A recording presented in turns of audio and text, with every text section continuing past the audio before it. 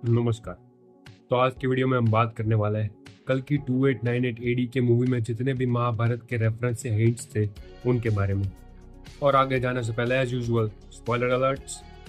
तो अगर वीडियो की शुभ शुरुआत करनी है तो इस मूवी के मेन कैरेक्टर से करते हैं, जो कि है भैरवा। भैरवा ही कर्ण है। ये हमको मूवी के स्टार्टिंग में से हिंट दे रहे थे, लेकिन हम अकल के अंदर देख नहीं पाए। देखो, सबसे पहला हिंट, भैरवा जब अपनी स्टोरी सुनाता है तब वो बोलता है कि वॉर में उसके माँ बाप मर चुके हैं और वो ऑर्फन हो चुका होता है, और वो एक टोकरी में मिलता है दलकीर सलमान को, जो कि एक कैप्टन होता है। तो टोकरी में महाभारत के टाइम अपने माँ बाप को कौन मिला था? कर्ण। और दलकीर सलमान जो कि एक स्पेसशिप के पायलट थे, सिमिलर टू कर्ण's फादर जो कि एक चैरियट ड्राइवर थे। किसके? महाराज धृतराष्ट्र के। तो ये दो सिमिलरिटीज तो होती है। ऊपर से एक और, जो भैरव अपना कॉस्ट्यूम डाल के रखता है वो सेम था कर्ण के कवच कुंडल के बराबर, क्योंकि वो भी कभी नहीं उतरता और वो उन्हीं की वजह से एक तरह से इनविंसिबल है। ये दोनों सिमिलरिटीज भी है। और तो और भैरवा को ऐसा दिखाया है कि वो बहुत सेल्फिश था, लेकिन आप लोगों में से कई लोग ये नोटिस करने में चूक गए होंगे कि वो अपने सारे यूनिट्स दान में दे देता था। हमेशा उसके पास 0 यूनिट्स ही रहते थे। तो ये भी एक साइन है कि वो था कर्ण। आते हैं दूसरे पर्सन पर, जो कि दलकीर सलमान।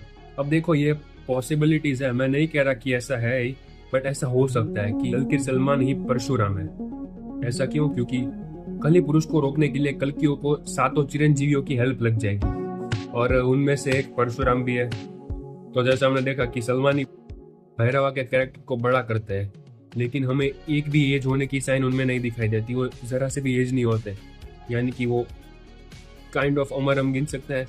और भैरवा यानी कि कर्ण, उनको ट्रेनिंग किसने दी थी? परशुराम जी ने, राइट? तो इस लाइफ स्पैन में भी ऐसा हो सकता है कि दलकीर सलमान ने प्रभास को सारी ट्रेनिंग दी है, इसीलिए वही परशुराम हो सकते हैं। एक ये भी पॉसिबिलिटी है। और तीसरी पर सबसे डेंजरस, सबसे रिस्की और सबसे आखिरी पॉसिबिलिटी कि कमल हासन यानी कि सुप्रीम यास्किन कली पुरुष नहीं है। जी हाँ, आपने सही सुना।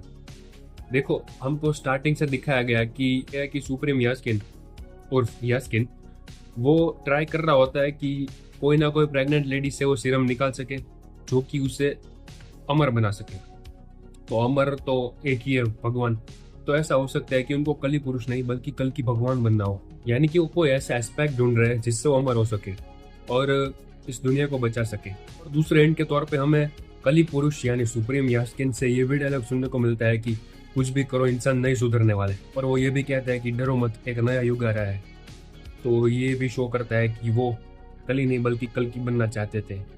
और एक और पॉसिबिलिटी है कि कली उन पर हावी हो चुका है और वो उनसे चीजें करवा रहा है, वो खुद से नहीं कर रहा है।